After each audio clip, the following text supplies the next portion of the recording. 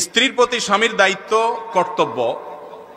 এক নম্বর কর্তব্য হলো স্ত্রীর তার যে মৌলিক প্রয়োজন আছে, তার যে জৈবিক প্রয়োজন আছে, তার ভরণ পোষণের ব্যবস্থা করা, তার জন্য নিজের সাধ্য অনুপাতে উত্তম রিজিকের ব্যবস্থা করা, থাকার ব্যবস্থা করা এবং তার শারীরিক প্রয়োজন পূরণ করা, তার অন্যান্য যত মানুষ হিসেবে প্রয়োজন আছে সে বেঁচে থাকার জন্য প্রয়োজনগুলো পূরণ করা। বিশেষ করে গ্রামাঞ্চলের জন্য একটা কথা বিশেষ প্রযোজ্য, যৌথ ফ্যামিলিতে যারা থাকেন, স্ত্রীর অধিকারের মধ্যে থেকে ফুকাহা একরাম উল্লেখ করেছেন একটা অধিকার হলো তাকে একটা কক্ষ দিতে হবে যাতে করে স্বাধীনভাবে সে সেখানে যেতে পারে, আসতে পারে, চলাফেরা করতে পারে, কেউ সেখানে ডিস্টার্ব না করে।